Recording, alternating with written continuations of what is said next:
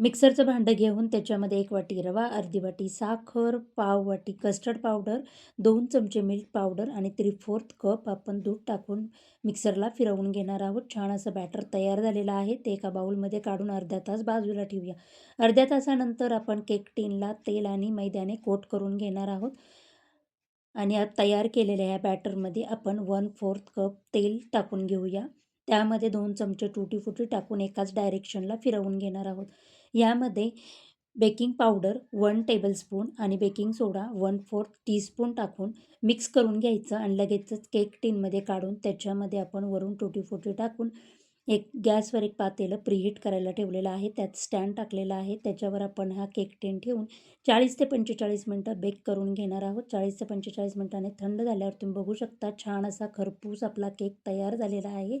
आता आपण त्याला कट करून घेऊया. आपला रवा केक तयार झाला आहे.